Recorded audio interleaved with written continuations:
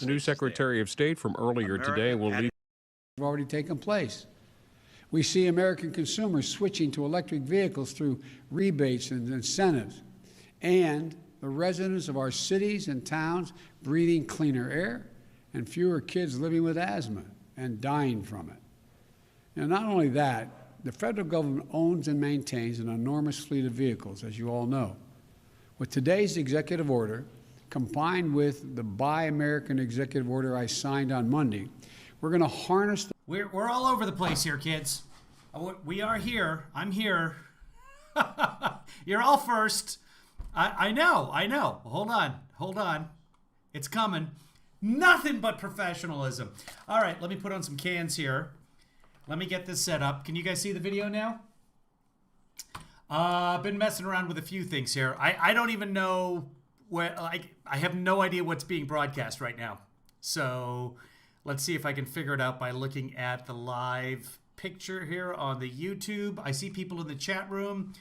And, okay, so are we seeing, can you guys see me?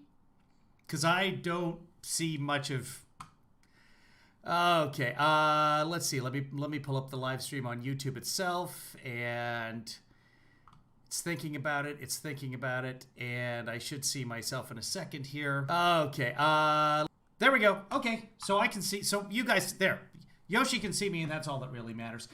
This is President Biden talking about some climates and all that sort of stuff. Let's go back. We'll watch this on Fox so we can get a good audio feed on it. Welcome, everybody. This is Biden Our Time is the title of this segment. I don't know what YouTube thinks. Okay, Facts and Friends with KevinlyFather. We'll just leave it like that. We'll touch it right there. Congratulations, Joanne, on being second. This is a surprise broadcast to me and to you. So we got a couple of things going on. First off, we got Biden talking about the environment, and John Kerry talked a little bit earlier. I haven't had a chance to watch all of that. I haven't had a chance to watch this. And then I did notice, as I was trying to find this, it looks like Dr. Fauci appears on Fox and Friends or whatever coming up here in just a second. So we'll watch Biden, and then we'll go back. We'll watch Dr. Fauci, and then if we have time, we'll go back and we'll watch Jen Psaki taking questions from the medias. Let's see what's happening here.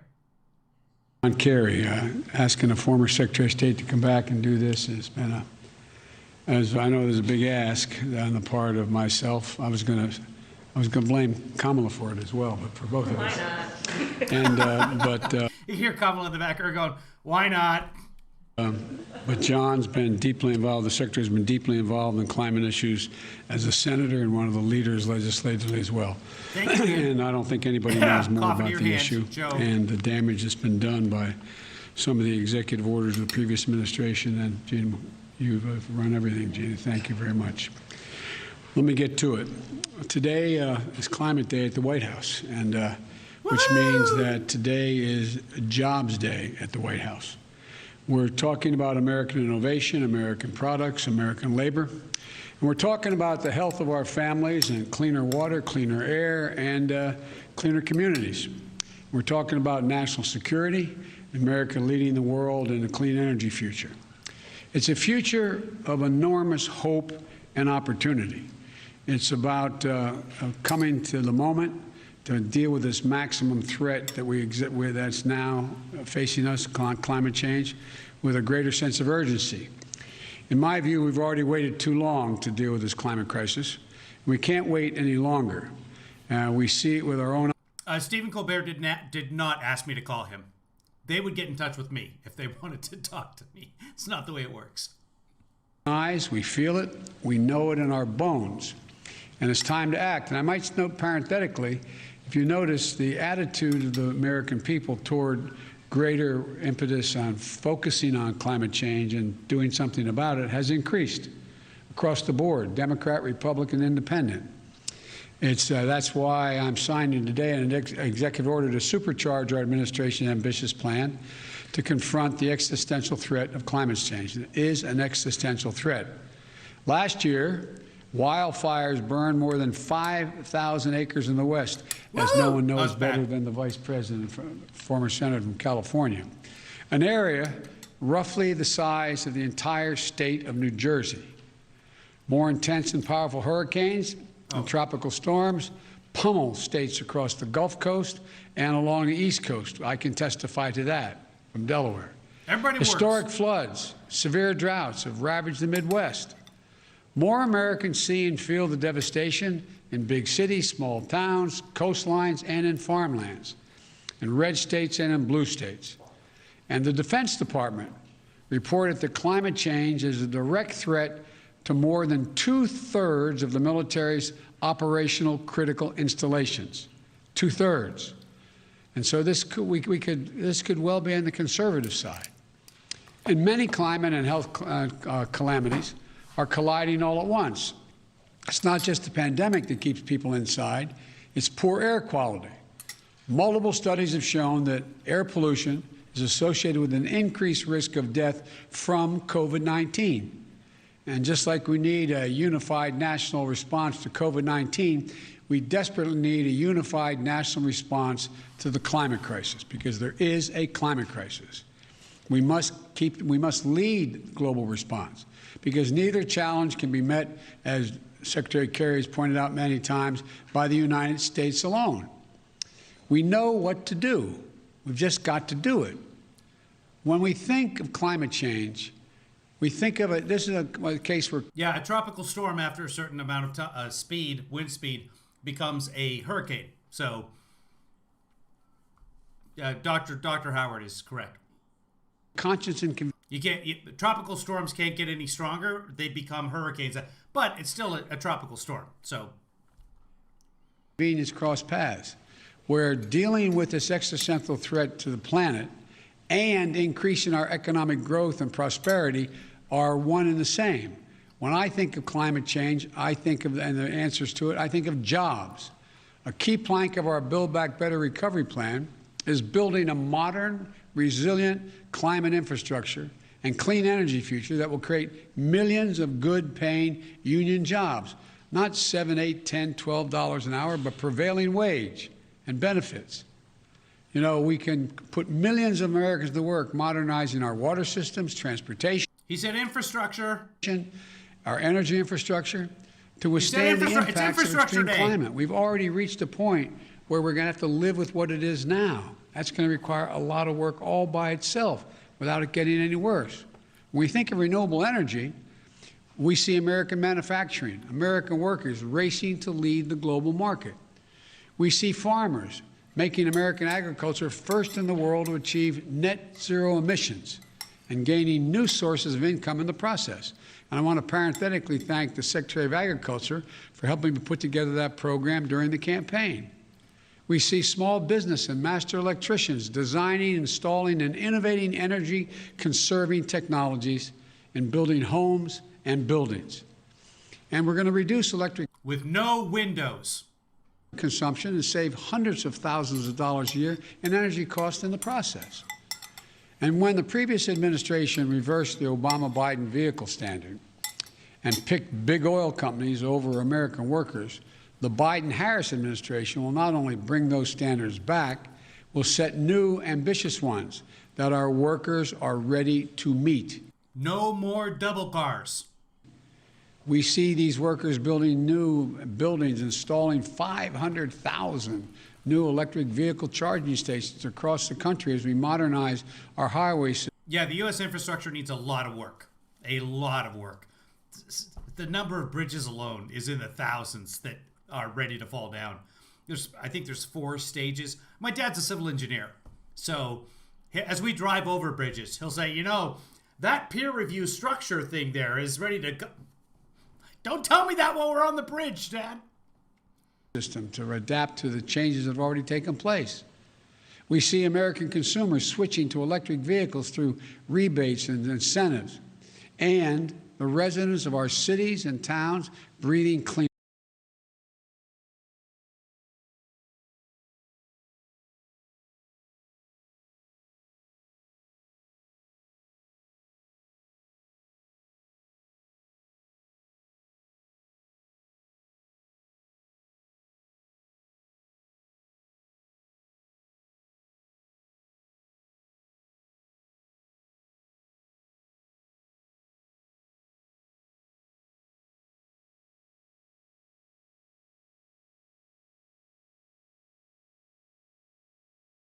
Well, I just told you all about hydrogen cars and how I have a hydrogen car, but now you're never going to know. So that's on you. Cleaner air and fewer kids living with asthma and dying from it. Now, not only that, the federal government owns and maintains an enormous fleet of vehicles, as you all know. With today's executive order, combined with... That was probably the most informative I've ever been. And you guys couldn't be bothered to lip read. And that's on you, people.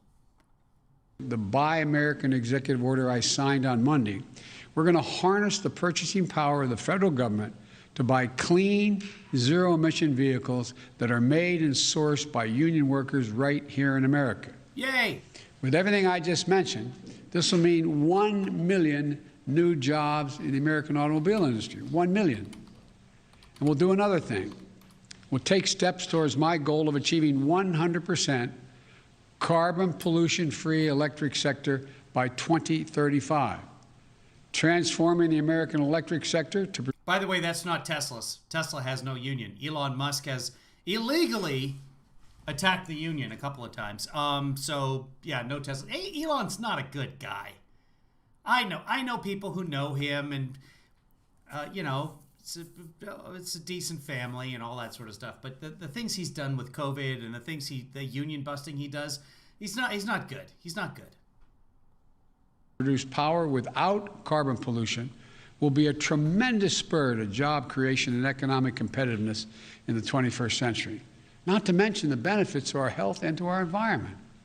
Already, 84% of all new electric capacity planned to come onto the electric grid this year is clean energy. Clean energy. Why? Because it's affordable. Clean energy. Because it's clean. Because in many cases it's cheaper. Yeah. And it's where we're keeping up. They're keeping up.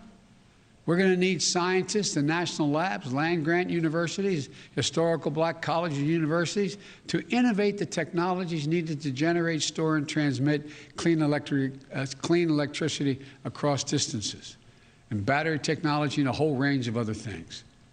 We need engineers to design them and workers to manufacture them. We need iron workers and welders to install them. Technologies they invent, design, and build. Here's what I don't understand.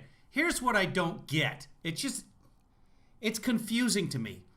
Joe Biden has been president for a week, and we haven't seen him fall asleep yet. Not once. It's been a week. We were promised Sleepy Joe. We were promised he wouldn't know where he was. We were promised he would wander off from time to time. He would take a nap on the podium, and it hasn't happened. It's just wrong. Very upset by it.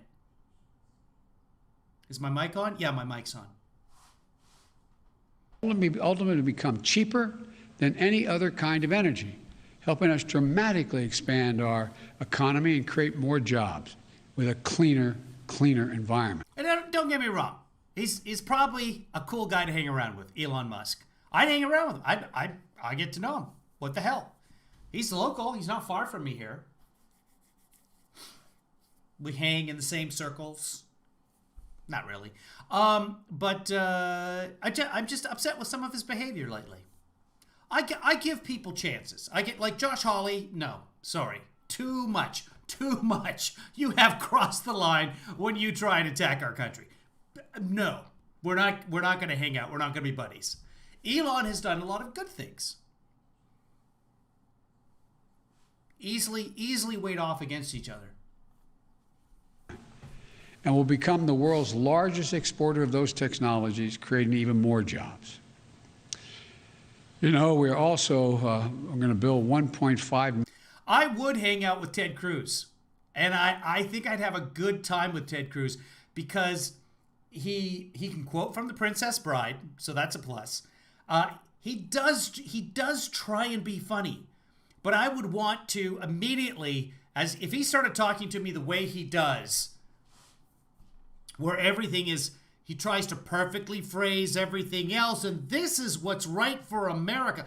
I know he lays awake at night in bed, coming up with phrases to string together so that he can speak in perfect phrases in order to help the American worker. And as soon as he said American worker or anything, as soon as he started that tone and context with me, I'd be like, knock it off, Ted. Knock it off. And I'd talk over him repeatedly so that he couldn't finish the staccato sentences. But I'd have discussions with him. Million new energy-efficient homes and public housing units that are going to benefit communities 3 times over. One, by alleviating No, he has speechwriters and stuff like, Barbara, thank you very much for the super sticker. Thank you for the super chat, everybody. Hey, if you want to contribute, you can do so. I already have my glasses off, so I don't have to take them off for the call to action. If you're watching for the first time, I am your Kevinly Father, Kevin Williams. This is, we're going to call it Biden Your Time. Facts and Friends. We're calling it Facts and Friends right now because YouTube just started. I was literally sitting here, and then I started seeing people come in like, I was on YouTube. I was uploading old hockey videos from my kids up on YouTube. And then I started seeing people in the chat room saying, first. I'm like, what the? Am I on? And I realized, oh, I'm broadcasting. You never know. So it's a good thing I wasn't tubing myself. Go ahead and subscribe. Like the video, subscribe, make comments, chat. The more you interact with a YouTube video, the more it helps the person creating the content. And I don't create any content. I leech off of other people's contents. This is a YouTuber called Joe Biden. He's got things to say. affordable housing crisis. 2, by increasing energy efficiency. And 3, by reducing the racial wealth gap linked to home ownership. We're also going to create more than 250,000 jobs to do things like plug the millions of abandoned oil and gas wells that pose an ongoing threat to the health and safety of our communities. They're abandoned wells. They're open now. And we're going to put people to work.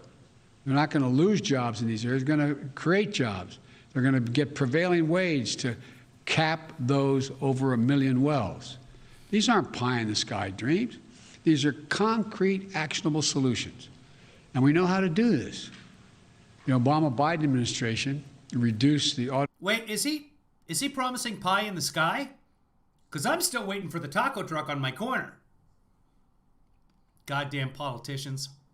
Auto industry, rescue the auto industry and help them retool. Nothing yet. We need solar energy, cost competitive with traditional energy.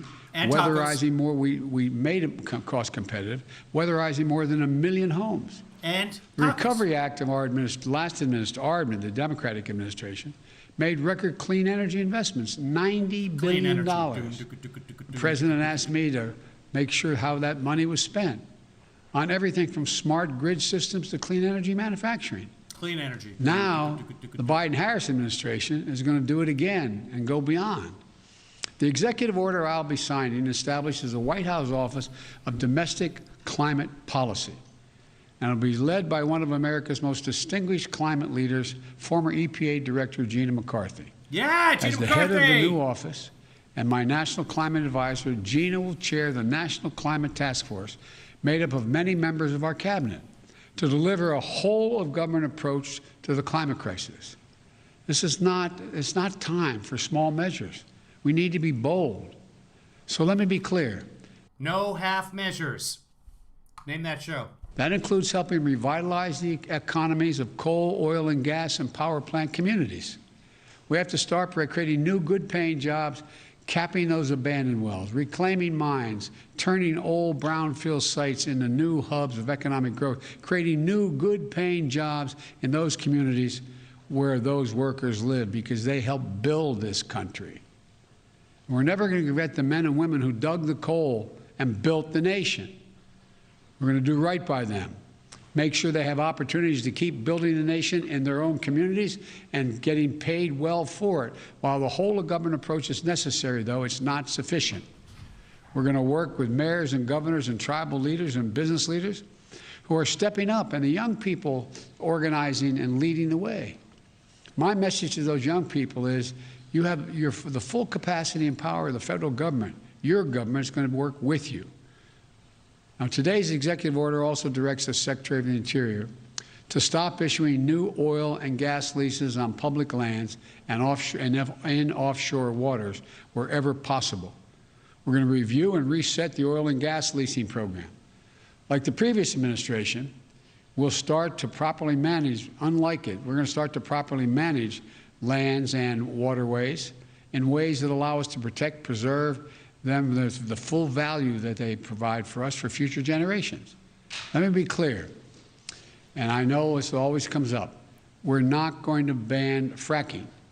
We'll protect jobs and grow jobs, including through stronger standards like controls from methane leaks and union workers willing to install the changes. Unlike previous administrations, I don't think the federal government should give handouts to big oil to the tune of $40 billion in fossil fuel subsidies. And I'm going to be going to the Congress asking them to eliminate those subsidies. We're going to take money and invest it in clean. Wow. Eliminating oil subsidies will be a very, very tough fight in Congress because oil gives a ton of money. Energy jobs in America. Millions of jobs in wind, solar, and carbon capture. In fact, today's action is going to help us increase renewable energy production from offshore wind and meet our obligation to be good stewards of our public lands. It establishes a new, modern-day civilian climate corps that I called for when I was campaigning to heal our public lands and make us less vulnerable to wildfires and floods. Look, this executive order I'm signing today also makes it official that climate change will be at the center of our national security and foreign policy. As Secretary Kerry, as our special presidential envoy for climate, with him, the world knows how serious I am about by appointing one of America's most distinguished statesmen and one of my closest friends speaking for America on one of the most pressing threats of our time. John was instrumental in negotiating the Paris Climate Agreement that we rejoined, this administration rejoined on day one, as I promised. And today's executive order will help strengthen that commitment by working with other nations to support the most vulnerable to the impact of climate change and to increase our collective resilience. That includes a summit of world leaders that I'll convene to address this climate crisis on Earth Day this year, in order to establish a new effort to integrate the security implications of climate change as part of our national security risk assessment and analysis will also be included. With this executive order, environmental justice will be at the center of all we do addressing the disproportionate health and environmental and economic impacts on communities of color, so-called fence line communities, especially those communities, brown, black, Native American, poor whites. It's hard, the hard-hit areas like Cancer Alley in Louisiana, or the Route 9 corridor in the state of Delaware. That's why we're going to work to make sure that they receive 40% of the benefits of key federal investments in clean energy, clean water, and wastewater infrastructure. Lifting up these communities makes us all stronger as a nation and increases the health of everybody. Finally, as with our fight against COVID-19, we will listen to the science and protect the integrity of our federal response to the climate crisis.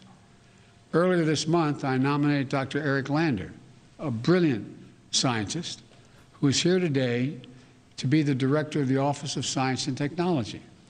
I also nominated another brilliant scientist, Dr. Frances Arnold, and Dr. Maria Zuber, to co-chair the President's Council of Advisors on Science and Technology, so-called PCAST, that President Eisenhower started 6 weeks after the launch of Sputnik. It's a team of America's top scientists charged with asking the most American of questions. What next? What's the next big breakthrough? And then helping us make the impossible possible. Today, I'm signing a presidential memorandum making it clear that we will protect our world-class scientists from political interference and ensure they can think, research, and speak freely and directly to me, the Vice President, and the American people. To summarize this executive order, it's about jobs, good-paying union jobs. It's about workers, building our economy back better than before. It's a whole-of-government approach. Put climate change at the center of our domestic, national security, and foreign policy. It's advancing conservation, revitalizing communities in cities and on the farmlands, and securing environmental justice. Our plans are ambitious, but we are America. We're bold. We're unwavering in the pursuit of jobs and innovation, science and discovery. We can do this. We must do this, and we will do this. I'm now going to sign the executive order to meet the climate crisis with American jobs and American ingenuity. And I want to thank you all. I'm going to go over and sign that now. Thank us all? I don't get it. Why isn't he praising himself? Here he goes. Mine it is tackling the climate crisis at home and abroad.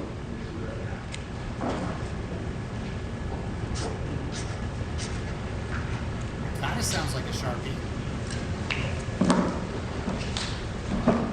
He's going to fall asleep right now. He's going to fall asleep. This next one, for restoring trust in government through science and integrity and evidence-based policymaking. This president's boring, Noel. Evidence-based policy making. Come on! What kind of presidenting is that? Go with your gut, Joe. And this last one is the President's Council on Advisors on Science and Technology established. That's a memorandum. The memorandums really don't do anything, but they're still executive orders, so they give Fox and Friends something to yell about. I thank you all for your time. Sir, what sacrifices are you asking Americans to make? Thank you. Mr. President, we just talked about emergency climate change, you guys. What sacrifices are you asking Americans to make is the question. That was President Biden. That was President Biden. Let's go ahead and watch their Dr. Fauci interview because there might be some new stuff coming down the pipe here. And do we have the Fauci? Joining us now, President Biden's chief medical advisor on the COVID crisis, Dr. Anthony Fauci. Dr. Fauci, good afternoon. Welcome to America Reports. Glad to have you here. Good to be with you. Thank you for having me. First off, this new strain, we're just talking to our audience about it. How deadly is it? Are we able to detect it? And is it growing in numbers? Well, which one are you talking about? Because I just sat down. Are you talking about the South African one? That's a problem. Which one? Okay, so let's start with the UK. Let's start with South Africa. What do we need to be worried about as Americans? What is here right now? Well, we need to take it very seriously, but the UK strain, which is one that has a certain set of mutations, is already in 25 or more states in the United States. It has been shown, according to the work that were done by our colleagues in the UK, to be more transmissible, namely more easy to transmit. They at first had said... Yeah, Fauci's on Fox. Fauci has gone on Fox before. This is nothing new. He's apolitical. He really doesn't care. I mean, I'm sure he does care. He's happy to be out and be able to talk again now. Remember, he's been around for 145 presidents, so he's about the medicine. That it was not more lethal, namely that it didn't cause on a person-to-person basis more serious disease. But just this past week, they came out with some new data which indicates that the UK strain might in fact be a bit more deadly than what we call the wild-type strain. With regard to the vaccines that we're using, there does not seem to be any negative impact on the ability of the vaccine to be able to protect against the UK strain. It's a bit of a different story with regard to the strain that is now dominant in South Africa, because a number of the monoclonal antibodies that have been used for treatment and prevention don't work as well against that strain. It is diminished. Yeah, so the monoclonal antibodies are the ones that are made in a lab. So they've been making, I think Johnson & Johnson makes one, or is it, no, Johnson & Johnson makes, anyway, the company that starts with an R, doesn't matter. Basically, the monoclonal antibodies are antibodies that your body can use to fight off the virus by attaching to the protein spikes that you would naturally develop, but these are man-made. The South African strain doesn't seem to respond to them as well as the current strains that we have. Right now, we've got the UK strain and then the European strain and the Asian strain, all in the United States. I don't think we found the South African strain here. The trouble is, if they don't respond to the antibodies that are man-made, the virus or the vaccines basically have your body stimulate your immune response to create antibodies, and hopefully your body learns how to make these antibodies rather than being injected into you. So your body makes the antibodies. The worry is that when the strain is different, your body won't know how to make the right antibodies for the new strain in South Africa. And that's what he's talking about here. Somewhat the capability of the vaccine to protect, but, and this is an important but, the vaccine still is effective against this strain that is in South Africa. Having said that, we need to try. Ian, why would your daughter say no? That she should say yes. Everybody who's offered the vaccine, unless they have severe allergies, should say yes. Try and stay a few steps ahead of the game, so we are already preparing in case that mutant A gets here, which it might already be here, but in case it gets documented to be here and mutates a bit more to evade the protection of the vaccine, we need to be prepared to upgrade the vaccine to allow it to be able to protect. But right now, the vaccines look fine against both the UK and the South Africa strain. Dr. Fauci, yeah, right now they seem to be okay, but the worry being that if it mutates again, which viruses do, the idea being that the more people get the vaccine, the quicker we get to herd immunity and the less chance the virus has to mutate to a point where it is even worse than it is now. you said I mean, it could be a 35% fatality rate. It could be a 50% fatality rate like Ebola. You do not want the virus to mutate and become more effective or more virulent. in the last couple of days that when it comes to the vaccine, supply will not meet the demand, which is language that's a lot different than what we saw just a few minutes ago. So the vaccine side effects, a lot of people experience no side effects. Oh, I totally buried the lead. My dad and new mom, because my other mom, she passed away. She left us. They got the vaccine this morning. They're vaccinated. At least the first dose of the vaccine. And they're in Washington State, which seems to be doing a good job with getting people to take the second dose. So that is fantastic news for my parents. The vaccine is in them, and they are partially protected. They need the second vaccine to get up to that 90-95% protection. I will keep you updated to let you know if they have any side effects. The side effects of the vaccine are A, nothing, or B, you could feel like you have a flu. You could feel like you have quite a bad flu. You could feel like you have muscle aches. I haven't heard of anybody. Your At Random's mom got hers as well, so fantastic. Rick's mom did, and her ex is getting it this week. So now it's getting out there, thanks to Biden, because he's been in office a week. This is all part of the regular plan. This was started under the Trump campaign. The Biden the Biden administration is increasing the output of the vaccines going to the states. They're trying to keep a 3-day supply on hand in order to. If something goes very, very wrong, they can take that supply and send it where it needs to go. But they're upping everybody's shipments of the vaccine, and they're working with the states. They're training people. I'm considering becoming a vaccinator. They train you, and then you just stick people in the arm all day. I think that'd get boring after a while, but I'd feel like I was doing something good for the planet, right? And for humanity as a whole. I mean, doing something good for the planet, honestly, get rid of humanity. We are a scourge on this planet. But planet doesn't seem to care. Hubby is 65. He still can't get his. He's high risk. No, Stephanie, in California now, 65 is okay, but it might depend on your county. Anyway, if you have side effects from the vaccine, that's good. It means the vaccine is working. And they usually are gone within 24 hours. There's a very remote possibility that if you have serious allergies and something is triggered by the vaccine, a very remote possibility that you could have go into anaphylactic shock. No, it's not. It's anaphylaxis. So anaphylactic means your tongue swells up and you stop breathing and it's no good. I've gone through it. Anaphylaxis, it's something else. So I don't know. I'm going to stop talking about it because I didn't finish reading what I was... It's not that I didn't finish reading it. I know what I'm talking about. It's that the two words, I can't get them straight in my mind right now. So I'm just going to say something stupid. Basically, unless you have very serious allergies, get the shot. If you do, talk to your doctor. It's not anaphylaxis, though. There's something different that happens from the vaccine. You guys can look it up. Anna is flaccid. Anna's waiting for some more pictures.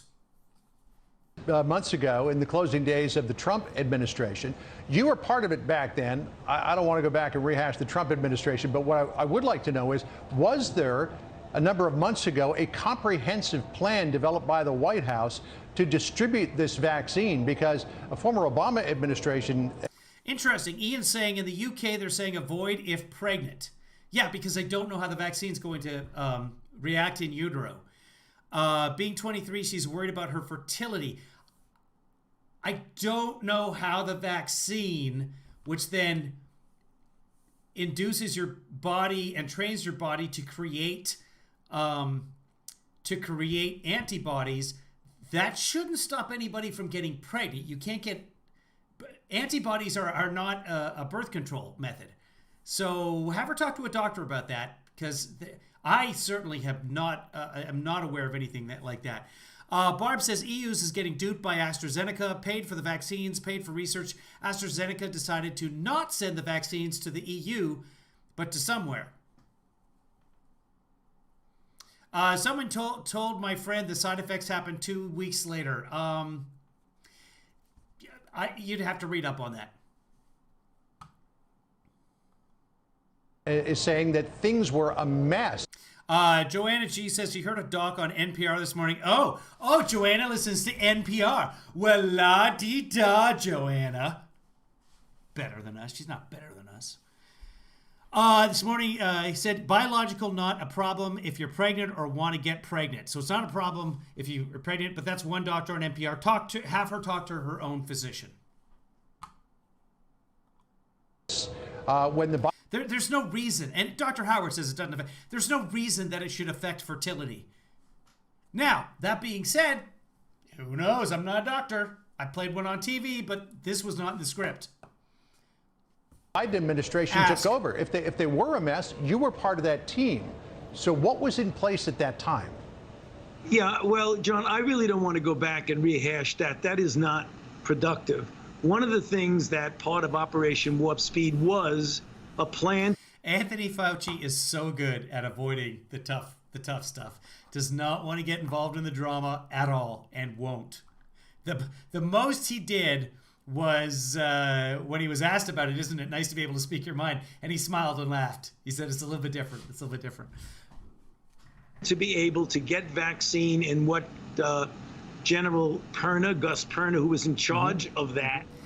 So the vaccines, they're just starting to test them on kids, but as far as in utero, they haven't done any testing on that I know of. They haven't done any studies to see how it can affect. And really, you don't want to do that, because if there is a negative effect, the last thing you want to affect is someone who's about to give birth. So I don't know. I don't know the answer to that. But if you are pregnant, you need to talk to your doctor about it. Get it out in a cadence of getting the vaccine out, getting it shipped, getting it distributed, and getting it into the places where it was supposed to be. In the beginning, there were some missteps there because there was a discrepancy about what was being determined to go out and what was getting into people's arms. So right now, what we're trying to do is to get a broader plan. But a lot of good things did happen with Operation Warp Speed during those months, several months ago. Right now, let's look forward about what the President Biden, has said, how we're going to try and get as many doses into as many people as quickly as we possibly can. And that's why he has his plan, which I want to emphasize. Joanna's always flashing people. Is a floor, not a ceiling, to get 100 million doses. Oh, she's at the window. Joanne, put it. Nobody wants to see that. No, put it down. Talk about flaccid. Let's move on.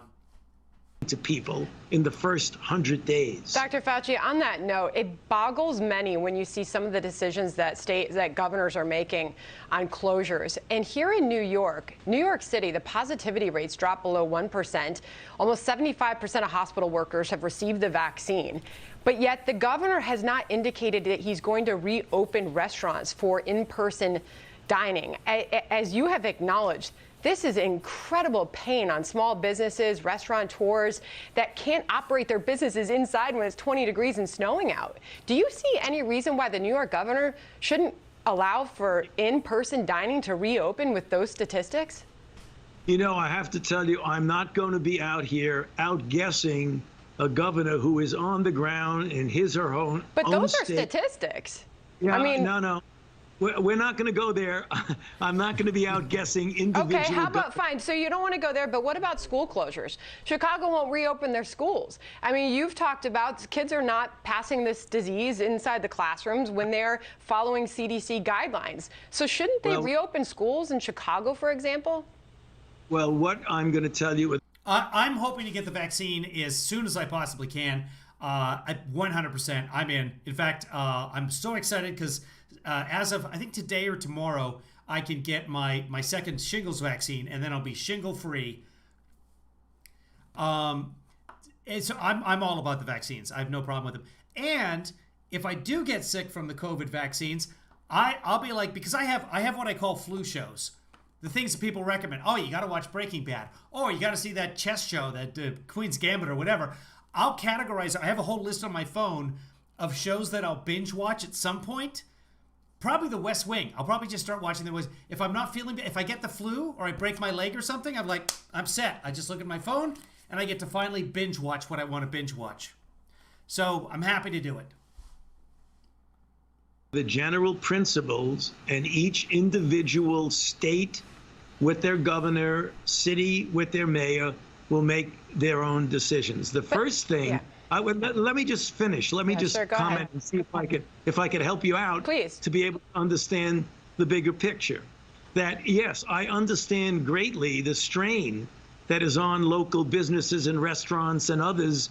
That's the reason why we need help. We need to be able to get resources that if indoor dining is going to be prohibited, we've got to have help to the owners of those organizations so that they don't go under during a period of time when we're trying to correct and get our arms around this outbreak. But we're supposed to be following. This is what I've been saying. This all could have been handled so easily way back when if we shut things down, said everybody stay away from everybody else, and here's some money. If you need some money, there you go. Not just PPP, but what you've got rent too, right? You got to pay your rent. Okay, how much is your rent? There, okay? We're just going to stay, we're going to lay low for a couple of months.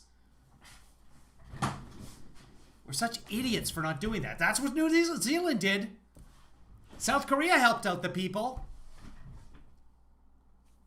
The science, and I think that's the problem. Right. Does the science say that kids can safely be back in the classroom if they're following CDC guidance?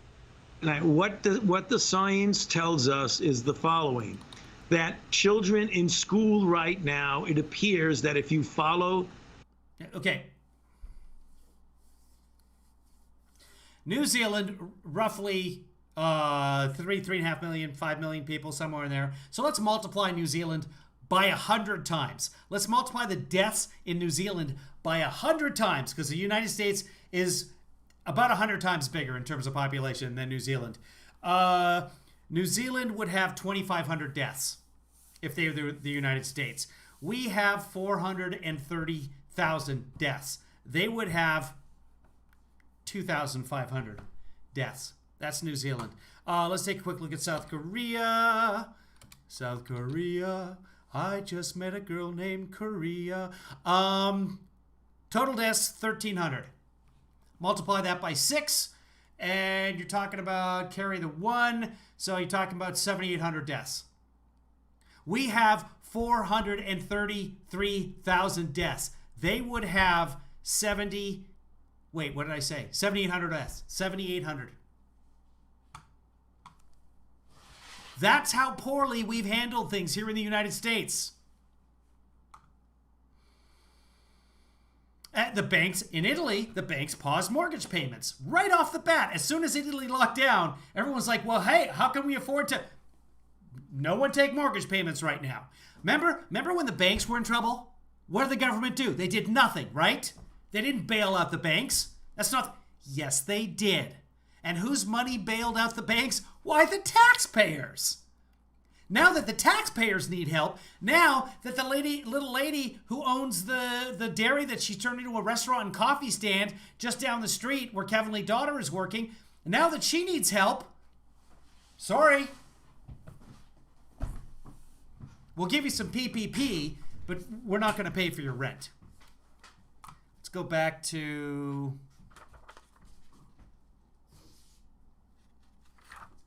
Let's go back to Dr. Fauci.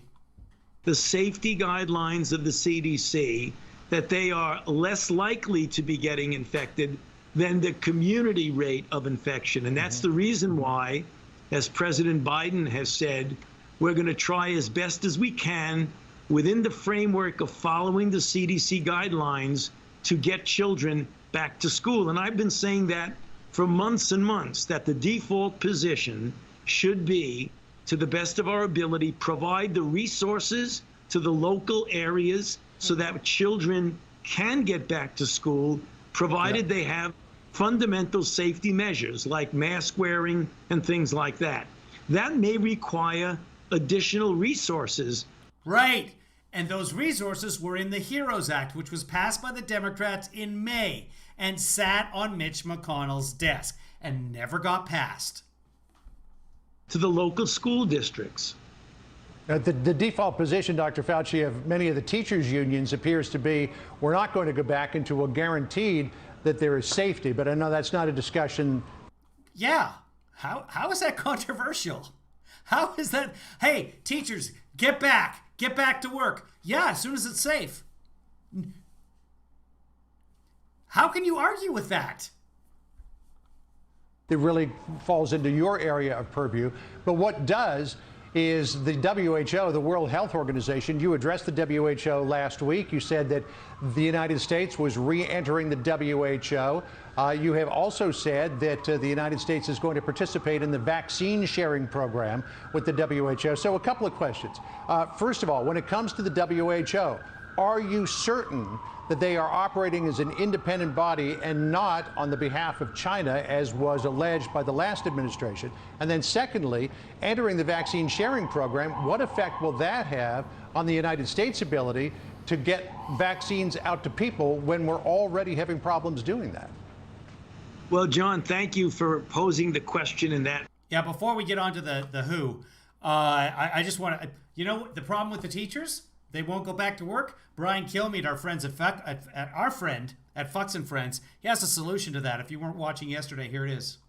New York City and a place like Chicago, they have to open up the schools. Yeah. The ventilation's getting fixed. Everything's being done. Money's being given. Vaccinations given to the teachers, and they still won't open up the schools. These kids. Yeah, apart from the fact that a lot of these things aren't being done and there's no funding for them to be done and they're not adhering to the CDC guidelines, apart from that, Brian's right. But what do we do? What do we do with the teachers? 8th through 8th graders need to go back to public schools. The ones that are being hurt are the lowest income people whose parents most likely both are. What do we do? What do we do with the teachers? Working, if you have 2 in the family, that has to stop. If not, just stop vaccinating teachers. If they're not going to go back to work, stop vaccinating them. Well, and to the question. Yeah, that solves everything. Why didn't we solve everything? Because we locked down, remember? We locked down. It was a nightmare. They took away all our freedom. Dr. Fauci explained that. Too soon. In the United States, even in the most strict lockdown, only about 50% of the country locked down. That allowed the perpetuation of the outbreak that we never did get under very good control. Yeah, about 50% of the country locked down, according to Dr. Fauci. Let's see what he has to say about the World Health Organization. And I hopefully get a clear explanation. First of all, if you listened, which I think you did, but if not everybody had the opportunity to carefully look at the words that I used when I made the announcement that we will be rejoining the WHO. At least twice After all this time, Dr. Fauci thinks that the press is going to listen to the words he uses. Oh, I love you, Dr. Fauci. We got to get Dr. Fauci on the show. During that announcement, I made it very clear that we would expect reforms in WHO, and we would take those reforms very seriously. Next, we said we were very much in favor of the investigation of the origins of this virus. So although we willingly said that we want to rejoin the WHO and be part of the international community, we made it very clear, and I was representing the president on that announcement, that reforms are going to be taken very seriously by us. So that answers your first question. Now, I forgot your second question. It was on joining the WHO vaccine sharing program. Okay, We're having enough trouble in this country getting vaccine to Americans. If we join this vaccine sharing program, will that exacerbate the problem? Well, thank you, John, for asking the question. When we say we're joining COVAX, we're not saying that we are going to give them allocations that were our allocations. We said that we would participate in making sure that there's some equity globally for countries that can't afford it. There are a number of ways of doing that. One is to provide financial resources to the program to develop vaccines from other companies or even the companies that we're dealing with, to be able to get vaccine doses to them. It doesn't mean we're going to take the vaccine doses that were allocated to us and give to them. The other thing is, if it turns out that in our contractual relationships, we overshoot and we have even more vaccine than we can use, there always would be the consideration. That would be a nice problem to have. That would be, but that is conceivable that that would happen. So just make sure the American public doesn't interpret that we're going to take vaccine that was ready to go to New York or Chicago and give it to somebody else. That's not what we're talking about. Dr. Fauci, it also seems like the goalposts keep moving. You know, we know California is having problems. We're talking about additional strains, and all of us are trying to do what it takes to stay safe. And we all wear our masks, and we hope that most people are wearing their masks. But now we're hearing we should wear 2. Where do you stand on that? If I go to the grocery store, do I wear 2? Do I wear 3? Is it safer to wear 8? Where does it? Yes, we want you to wear 8 masks. Oh, you know what, though? Just order your groceries. Pick them up. Don't go inside the grocery store if you can avoid it. That's all. Well, no, the discussion is changing, not the goalpost. So the CDC doesn't officially recommend wearing double masks. Okay. What they're saying is, you know what would be a good start? If everybody wears at least 1 mask. I think that would be important. So the CDC recommendations have not changed. What we're trying to do is to get individuals who are not wearing masks to wear masks. Dr. Fauci, can I just get one really quick answer to the following question? Governor Cuomo of New York said today that it's going to take 6 to 9 months to get everybody vaccinated, or at least to the point where you get herd immunity. But he can't wait that long to open the economy back up. He's got competing pressures here. What would you suggest? Well, I think you don't necessarily have to have an all or none phenomenon. I speak with Governor Cuomo frequently. And what he is trying to do is to make a balance between what's best for the public health at the same time as addressing the serious impact that would have on the economy of New York State, and New York City obviously is an important part of New York State. And what one can do is you can continue to have public health measures that would be appropriate for the amount of infection at the same time of gradually opening up the economy. So you wearing a mask, keeping distance, avoiding congregate settings, doing things like washing hands as frequently as you can have a great impact on the dynamics of the outbreak, and do that at the same time that you're gradually opening up your economy. Quite frankly, John, that's what we were saying months and months ago when we were trying to reopen the economy with the guidelines that we had put out that unfortunately were not uniformly followed. All right, so Dr. Fauci, final, because real quick, you just said you talk to Governor Cuomo often. So if he called you today and said, I've got a positivity rate below 1%, I've got a lot of people vaccinated, do you think it's safe to... You can tell Fauci's like, what? She's trying to get me to answer the question. She's trying to get me to berate, to say something negative about Cuomo here again. All right, let's see how he handles it. To reopen at least for 25% capacity in-person dining, what would you tell him? Well, you know, I would like to hear a little bit more about what's going on, what the dynamics are. Again, you don't make policy in a conversation like you and I. What I would be happy to do is, after I have a conversation with the governor, then talk to you about the things we discussed. But I don't want to do it before. Good for Fauci. Let's go over and check out what's going on with the Department of State. Thank you, Yoshi, for letting us know. We can back up a little bit and take some questions. Engage in genocide. As the previous administration said, Moroccan placed by... Backing up to find a place where the questions we want to make sure that not only... I realize that a lot of stuff, almost every... Wow, lots of questions. Let's back up. ...informed about what we do here. That's key to our mission as well. This is Tony Blinken, the new Secretary of State. And you hold us accountable, ask tough questions, and that really does make us better. More broadly, and it is never more important to restate it, a free press is a cornerstone of our democracy. And this is a critical moment for protecting and defending democracy, including right here at home. So here's what you can count on coming from me and coming from us. Yeah. Transparency, blah, blah, blah. Yeah.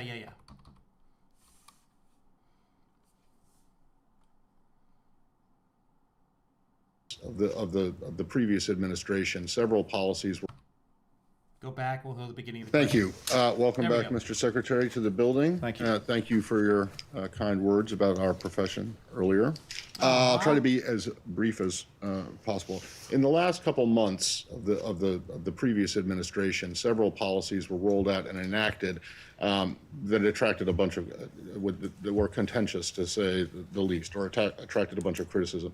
I realize that a lot of stuff, almost everything, is under review right now, as you're less than 24 hours in. But among those things that were enacted in the last several months, which are your priorities to complete the review, to possibly reverse, rescind, or roll back? And similarly, within the building, apart from policy, but in terms of personnel, what exactly do you intend to change, if anything, about the approach the previous administration took to the Foreign Service and people working in this building? Thanks. Yes, you're right. We are reviewing a number of steps that were taken late in the last administration. We want to make sure we understand in each case the basis for the decisions that were made. I will tell you that I'm particularly focused on the question of sanctions on the Houthis. I think you all know very well that the Houthis committed an act of significant aggression in taking over Sana'a some years ago, moving through the country, committing acts of aggression against our partner Saudi Arabia, committing... So he's talking about the Houthi rebels in Yemen, Saudi Arabia, predominantly Yemen. There's been a war there for a number of years now. But the rebels they've taken over parts of the cities. It's all over the place. It's migrating all the time. The conflict zones move around all the time. If you want to keep up on stuff like that, there are active wars going on all over this planet. Al Jazeera is actually a pretty good news source for covering stuff like that. They tend to be one-sided about it, but if you watch some European news as well, or read through the papers, you'll find lots of coverage on it. And I remember years ago when I went up to Canada, I was visiting in Canada and talking to somebody, and he's like, yeah, well, the Houthis are really, we have to do something about... And I was like, I don't even know who they are. I've been watching CNN, and I've been watching Fox News, and I've been watching MSNBC. How many years ago was this?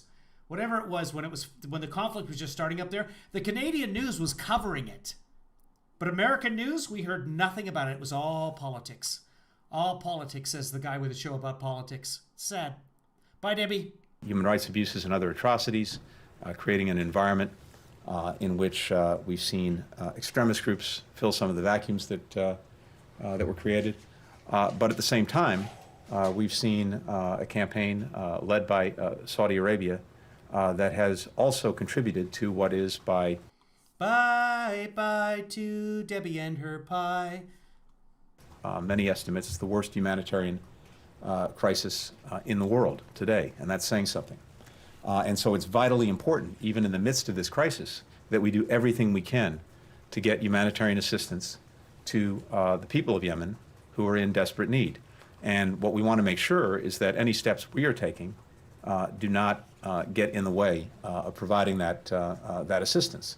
The Houthis-controlled territory that I believe contains about 80% of Yemen's population. And so we want to make sure that any of these steps, including the designation, don't make what is already an incredibly difficult task even more difficult. That is the provision of humanitarian aid to the people of Yemen. So we're taking a very... This will be the last State Department conference that they cover. Tony Blinken is not the most engaging personality on camera. Urgent and very close look at that. We want to make sure that not only are American aid groups able to do what they can to provide assistance, but so are aid groups around the world that are providing the bulk of that assistance, and to make sure that nothing we are doing interferes with that, particularly if it doesn't in any other way advance our policy and objectives. So that's the priority in my book. Thank you very much. Congratulations, Mr. Secretary. Good to see you, Andrea. President Biden, in his first phone call with President Putin. Andrea Mitchell working the beat at the State Department. She has been for decades, but it's interesting that she's still, because she's got her own show in the morning. So she does that, and then she hops right over to the State Department. She's still at it. Impressive. Yesterday outlined some areas of agreement, such as the arms control agreement, the extension of New START, but at the same time, areas of concern, many of which involve Russia. We're talking about SolarWinds hack and Ukraine, of course, the investigation, the assessment of interference in the 2020 campaign, but also the safety of Alexei Navalny. Yeah. And so I want to ask you, what are the red lines under which the United States would consider sanctioning Russia if there's any harm that comes to Mr. Navalny or to the protesters as they're being arrested? You know, how front and center is this issue to you of Russian crackdown on the opposition and on human rights? Well, thanks, Andrea. We've, as you know, already expressed our deep concern for the treatment of Mr. Navalny specifically, and more generally with the human rights situation in Russia. And it remains striking to me how concerned and maybe even scared the Russian government seems to be of one man, Mr. Navalny. Across the board, as the president has said, we're reviewing all of these actions that are a deep concern to us, whether it is the treatment of Mr. Navalny and particularly the apparent use of a chemical weapon in an attempt to assassinate him. We're looking very urgently as well at SolarWinds and its various implications. We're looking at the reports of bounties placed by Russia on American forces in Afghanistan. Nightbar. And of course, we're looking at these questions of election interference. So all of that, as the President and the White House have indicated, are under review. I don't want to get ahead of where we are on those reviews. But as I say, we have a deep concern for Mr. Navalny's safety and security. And the larger point is that his voice is the voice of many, many, many Russians, and it should be heard, not muzzled. And you're not ruling out anything if there's harm that comes to him? not ruling out anything, but we want to get this full review done, and then we'll take it from there. We'll go to Sean Tannen with the IB. Thanks, Mr. Secretary. As head of the Correspondents Association here, thank you for coming out on your first day. It's a powerful signal, and it does go noticed by us. Could I ask you, in your confirmation hearing, you spoke in support of the so-called Abraham Accords under the previous administration. A couple of decisions that your administration could take, I wanted to ask you about. I understand there's a review going on right now about military sales. The F-35 sales to the United Arab Emirates and sales to Saudi Arabia, how do you see those going forward? Do you plan on the F-35s eventually going forward to the UAE? And with Morocco, does the United States still recognize, as the previous administration said, Moroccan sovereignty in Western Sahara? Thank you. Thank you. Thanks very much. A couple of things on that. First, as we've said, we very much support the Abraham Accords. We think that Israel normalizing relations with its neighbors and other countries in the region is a very positive development, and so we applauded them, and we hope that there may be an opportunity to build on them in the months and years ahead. We're also trying to make sure that we have a full understanding of any commitments that may have been made in securing those agreements, and that's something we're looking at right now. Generally speaking, when it comes to arms sales, it is typical at the start of an administration to review any pending sales to make sure that what is being considered is something that advances our strategic objectives and advances our foreign policy. So that's what we're doing at this moment. John Hudson. Morocco. Thanks. The review on Afghanistan, Mr. Secretary, what are you looking at, and do you plan on retaining Ambassador Khalilzad as U.S. envoy? With regard to Afghanistan, one of the things that we need to understand is exactly what is in the agreements that were reached between the United States and the Taliban to make sure that we fully understand the commitments that the Taliban has made, as well as any commitments that we've made, and so we are taking that up. And with regard to Ambassador Khalilzad, yes, we have asked him to continue the vital work that he's performing. Nanga Chang with VOA. Thank you so much. Good afternoon, Mr. Secretary. How are you? Well, thank you. If I may, on China, how do you cooperate with China in climate change when you say you agree that it's engaged in genocide? And separately, Kurt Campbell has mentioned some confidence-building measures, such as loosening up journalistic visa restrictions and reversing the consular closure. Is that happening? Thank you. Thank you very much.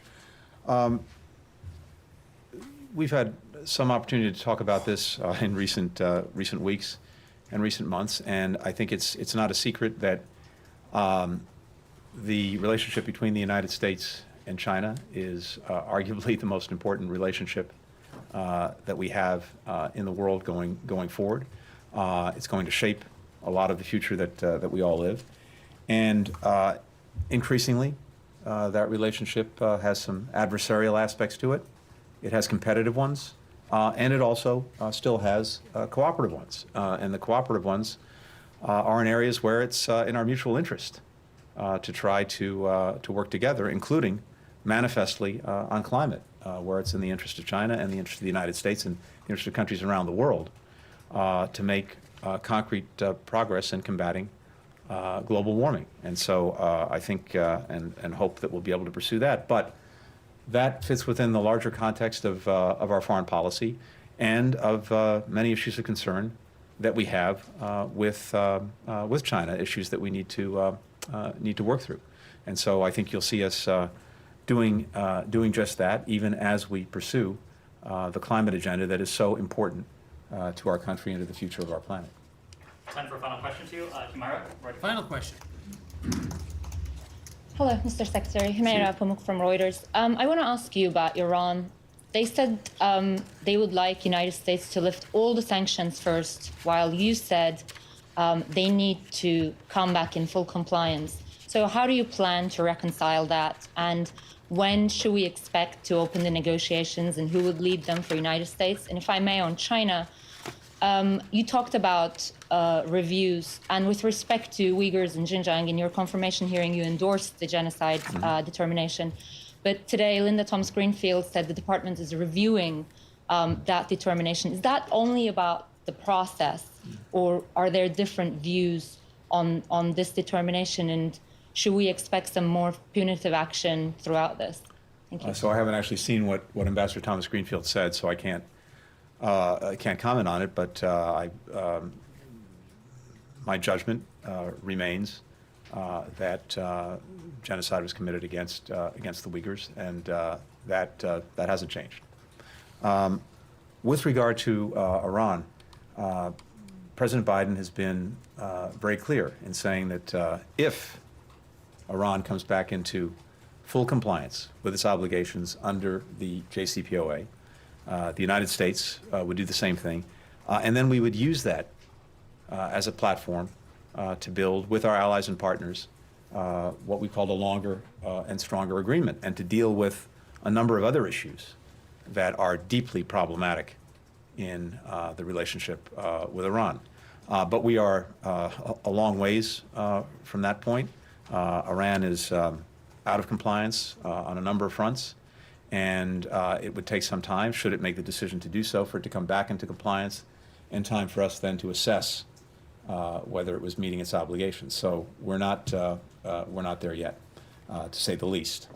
And then with regard to how we would engage this issue if Iran decides to come back into compliance, I can tell you that we will build a strong team of experts, and we will bring to bear different perspectives on the issue. This is something, I would say this across the board, by the way. One of the things that I feel very strongly about is that in any of the issues we're engaged on, in any of the issues that we're tackling, and that our foreign policy has to confront, that we are constantly questioning our own assumptions and premises, that we do not engage in groupthink, that there is as much self-criticism and self-reflection as we get from, appropriately, the outside, whether it's from you or whether it's from people who disagree with the policies we're pursuing. So I think you can expect to see that as we move forward, both with regard potentially to Iran and, for that matter, to just about any other issue we tackle. Thank you. We'll conclude with Laura Jakes in the New York Times. Thank you. Congratulations, Mr. Secretary. You've talked a lot about restoring U.S. leadership in the world, but allies note that everything that you do could again be overturned in 4 years, and that this is a cycle that doesn't instill confidence in the long term in the United States' credibility. So how can any one administration, if it can be done, assure the world that the United States can be trusted to keep its commitments? So one of the things I've done over the last 24 hours is I've spent a lot of time on the phone already with some of our closest allies and partners in various parts of the world, and that's continuing. And what I've picked up from those conversations already is a very, very strong desire for the United States to be back in the room, back at the table, working with them on the many, many common challenges we face. And that was almost palpable in the conversations I've had to date. And I expect to hear more of that in the days ahead. One of the things, though, to your point, is that when it comes to virtually everything we're doing, and the President has said this many times, when it comes to foreign policy, it is hard to have a sustainable foreign policy absent the informed consent of the American people. And that informed consent, I think, comes in a couple of ways. One is, in a sense, it comes from you, because many Americans are reading about, hearing about, listening to what we're doing thanks to you. And that's vitally important, to make sure that they are fully informed and thinking about and ultimately providing their consent to what we're doing. But the place that in our system that informed consent is vitally important is with Congress. The members of Congress are the representatives of the American people. They provide advice and consent to our policies. And I think one of the things you're going to see from our administration is working as closely as we possibly can with Congress on these issues from the takeoff, not just on the landing. Because ultimately, for these policies to be sustainable, we, I think, need to try to work them as much as we can up front, not at the back end. There are going to be disagreements. There are going to be places where we're just in a different place. But I think we stand a better chance in producing the kind of policies that will stand the test of time if we're working closely up front with Congress. And we'll see where we get. But I'm determined that we do that. Thank you very much. Thank you all. Look forward to seeing you soon and often. All right. Yeah, well, really look forward to that, but not tomorrow. We'll keep you at your word on that. The press happy to be briefed there at the State Department. Wow. Secretary of State, first day in office, has himself a press conference. Everybody get out there and purchase GameStop or something. Yeah, GameStop. AMC Theater has gone up like a rocket today because what's happening is Reddit has decided that they're going to do the short squeeze, which hedge fund managers have been doing for decades. Now the Reddit is powerful enough with enough users on Reddit. If you go to reddit.com/r/Wall Street Bets, today's stock was AMC, which opened at, let's see, last time I looked it had gone up an absolute ton. Let me see if I can pull it up here. And you guys will see, oh, I can do it on this screen over here so you guys can actually see it. If we go to, what was it, AMC stock. AMC stock, whoop, not Stoke. That's not going to work. AMC stock, this is today. Started at about $20, and right now it's at $19.90. But if we go back to yesterday, this is what happened. And then everybody on Reddit yesterday decided, oh, as soon as the market opens, we're going to buy stock. Woo! So it went from $5 US yesterday. So it is quadrupled in price. It's sitting at about $19.90 right now. So almost 400% itself. Yeah, so GameStop, they did it to GameStop. AMC is right now at $19.90 as of a couple of seconds ago. So it's up, it's 302%, up 302%. Since yesterday, so it's quadrupled. Both of those mathings work. So anyway, so that's going on, and I'm like, why? First off, why didn't my kid tell me what was going on Reddit? Could have made some money on AMC. GameStop. Let's take a look at GameStop because this happened with GameStop as well. GameStop stock, and we'll look at that. This is insane. So let's go back 5 days. Here it is. Back on January 22nd, it was $43. Right now, it's sitting at $347, and it keeps going up because computers are clicking in, etc. This is what happened on one day. It went from $145. It started to creep up, and suddenly Reddit was like, "Look what's happening. Let's jump on this."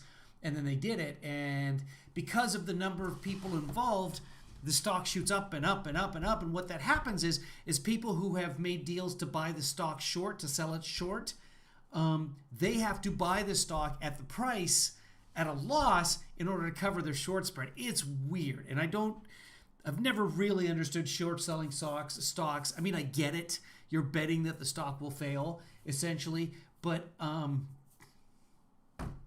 it shouldn't be allowed, but it is, and this is the kind of thing that can happen. And the judges said mildly they agreed with me, but that was the judges tapped it with their hand as they were moving things around on their desk is what happened. Okay, guys, I think that's probably enough for now. So we had Joe Biden. We're not even going to cover the press conference from earlier when Jen Psaki was taking questions. We might do that later today. I don't know, but I need to get some lunch and sort of wake myself up after it's been a while since I felt like I was blinking. Because I have to move around. I have to get my body juices flowing again because that was a lot. Anyway, guys, be good. Get out there and buy some stock or something. And then if we all bought stock, if all 27 of us bought stock right now, you know what would happen? Nothing. It's got to be done en masse. Okay, guys, have yourself a great day. We will talk to you later. Bye.